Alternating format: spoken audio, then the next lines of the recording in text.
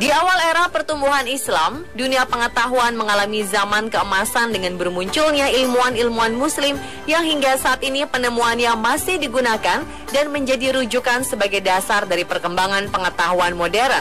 Namun mungkin karena kurangnya publikasi dan banyaknya peristiwa sejarah, menjadikan nama-nama mereka kurang dikenal, bahkan di kalangan para umat Muslim itu sendiri. Selama ini, sejarah perkembangan sains dan ilmu pengetahuan yang diajarkan di sekolah formal pada umumnya didominasi oleh nama-nama para penemu dan ilmuwan barat.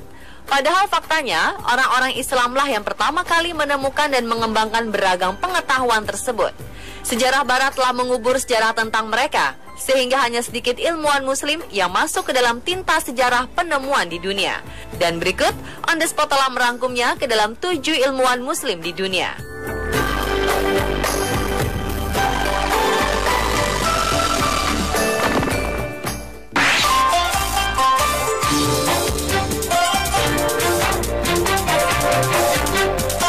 Nama lengkapnya adalah Abu Ali Husain bin Abdullah bin Hasan bin Ali bin Sina.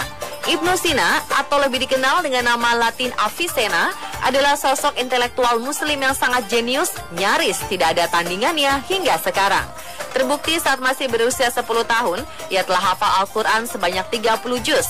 Dan pada umur 18 tahun, ia telah menguasai semua ilmu pengetahuan yang ada pada saat itu, baik sains maupun sosial. Terlihat bahwa Ibnu Sina adalah sosok yang berwawasan sangat luas. Ia merupakan bapak kedokteran sedunia. Terbukti, ia sangat banyak membidani kelahiran ilmu kedokteran yang banyak dimanfaatkan oleh kaum pelajar yang mendalami ilmu kedokteran hingga saat ini, tak lekang oleh waktu dan zaman. Bukunya yang terkenal di bidang kedokteran yaitu Qanun Fiatib telah berabad-abad menjadi pegangan di universitas-universitas terkemuka di Eropa. Selain itu, beliau juga menulis buku dalam jumlah kurang lebih sekitar 500 buah buku dalam bidang keilmuan, di antaranya matematika, astronomi, fisika, mineralogi, ekonomi, dan politik. Namun sayang, hampir separuh buku karya beliau telah lenyap saat ini, pasca tentara Mongol menyerbu kota Baghdad. Ibnu Sina juga dikenal sebagai filosof, psikolog, pujangga, pendidikan, dan sarjana Muslim yang hebat.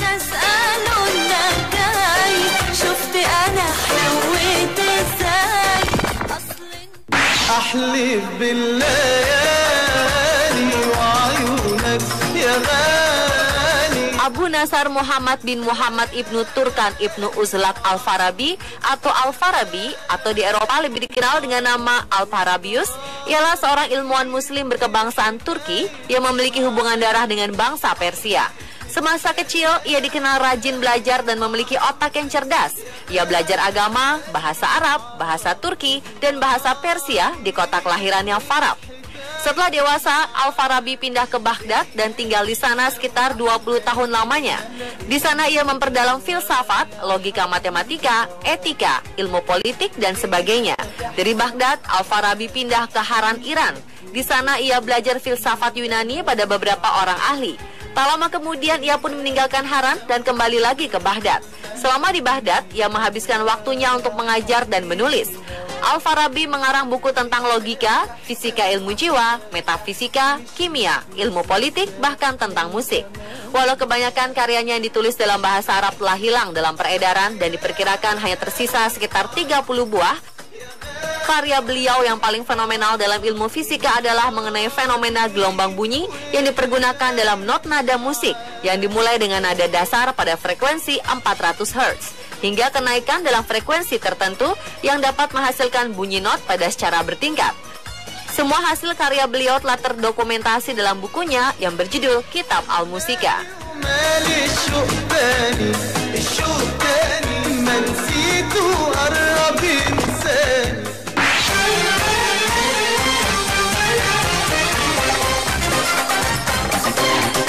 Al-Batani adalah nama seorang ilmuwan yang disebut-sebut berjasa menemukan hitungan jumlah hari dalam setahun.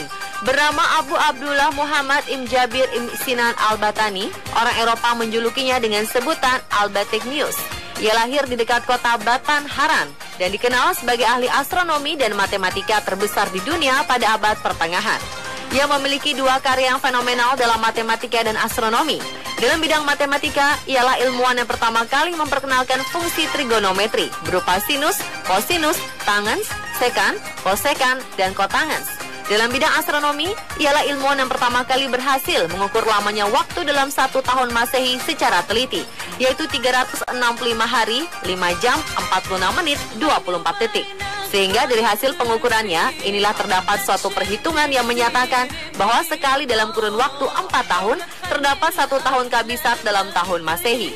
Namun sayang, sangat banyak di antara kaum cendekiawan muslim dari berbagai disiplin ilmu saat ini yang tidak mengenalnya. Padahal tanpa beliau, tidak akan ada perkembangan ilmu matematika, astronomi, dan aplikasinya di bidang teknologi yang berkaitan hingga saat ini. Terutama perkembangan dan penemuan iptek yang banyak mempergunakan fungsi trigonometri dalam proses penciptaan dan pengembangannya.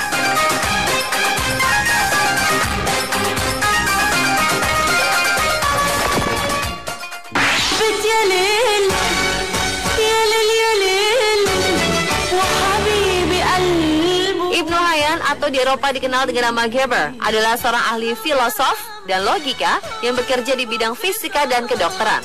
Namun selain itu, ia juga memiliki keahlian yang luar biasa di bidang kimia. Ia sangat mahir dalam perkara prosedur pemisahan zat kimia seperti kristalisasi, destilasi, kalsinasi, ekstraksi, dan sebagainya. Keahlian lain yang dimilikinya adalah kemampuan yang baik dalam membuat berbagai macam jenis zat asam, sehingga tampak bahwa ialah ilmuwan pertama kali yang menemukan berbagai macam prinsip-prinsip pemisahan zat dalam ilmu kimia yang terpakai hingga zaman sekarang dalam bidang keilmuan fisika dan kimia.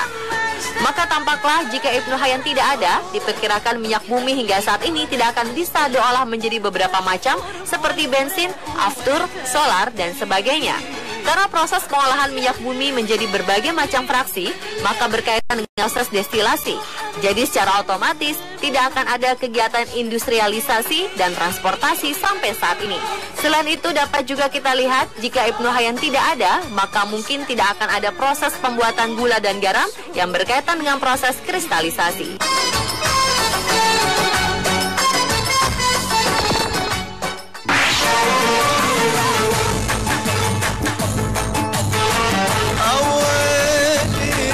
Al-Khawarizmi atau di Eropa dikenal dengan nama algoritma. Ia sangat terkenal dalam ilmu hitungan atau aritmatika atau ilmu deret yang merupakan bagian dari ilmu matematika. Ia memiliki sebuah buku yang sangat terkenal yaitu Al-Jabar wal Muqabalah yang terkenal di Eropa. Ada pun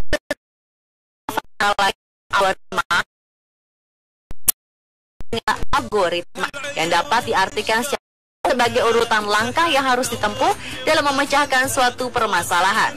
Algoritma merupakan jantung ilmu informatika komputer, maka tanpa kehadirannya dalam percaturan dunia sains, bahwa mungkin tidak akan ada teknologi komputer di zaman modern ini. Dalam bidang keilmuan geografi dan perbintangan atau astronomi, ia juga memiliki karya fenomenal.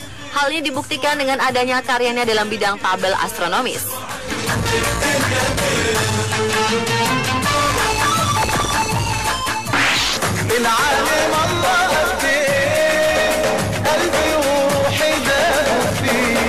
Ialah muslim pertama yang meraih penghargaan Nobel Kimia pada tahun 1999. Ia adalah Dr. Ahmed Zewail, ilmuwan Mesir lulusan Universitas Alexandria, Mesir, yang meraih gelar doktor di Universitas Pennsylvania, Philadelphia, Amerika Serikat.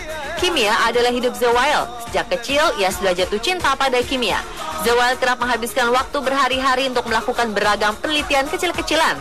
Di mata Zewail, kimia amat mempesona dan keseriusannya mempelajari kimia mengantarkannya lulus dengan predikat cum laude. Kecemerlangannya Zewail berlanjut. Ia memperoleh beasiswa untuk menempuh program doktoral di Universitas Pennsylvania. Meski awalnya mengalami kendala bahasa, hanya dalam waktu 8 bulan, ia telah menyelesaikan disertasinya yang membahas tentang interaksi molekul dengan cahaya.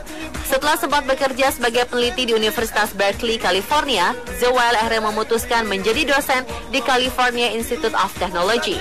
Di sini ia meneliti keadaan transisi pada reaksi kimia, yakni waktu yang harus dilalui atom atau molekul saat bereaksi. Keadaan transisi pada reaksi kimia ini terjadi dalam rentang waktu femtodetik atau sekitar 10 pangkat minus 15 detik atau 10 hingga 15 detik. Sebagai gambaran, 1 femtodetik setara dengan 1 detik dibagi 32 juta tahun. Penelitian Zewail pun melahirkan cabang baru dalam kimia yang disebut femtokimia, ilmu yang mempelajari reaksi kimia pada skala waktu luar biasa pendek, yang kurang dari sekedipan mata.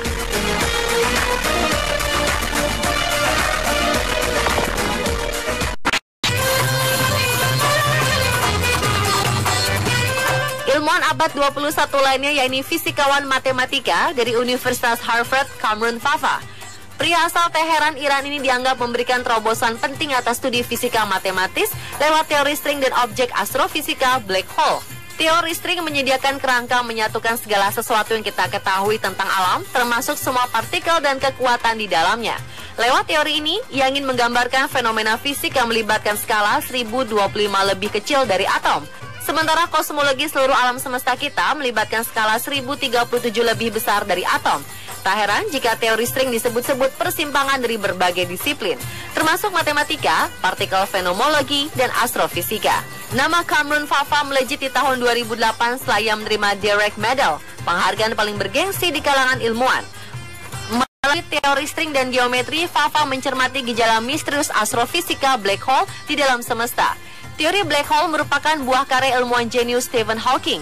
Sepanjang karir akademiknya, Kamran Fafa sudah bolak-balik tampil di panggung penghargaan fisika dan matematika. Dan sibuk mengajar di Harvard sebagai profesor besar ilmu sains. Ia juga aktif sebagai komisaris di Network of Iranian for Knowledge and Innovation atau NIKI, organisasi non-pemerintahan digagas para akademisi Iran yang tersebar di Amerika dan Eropa. Dan itulah pemirsa ketujuh ilmuwan muslim terhebat versi On The Spot.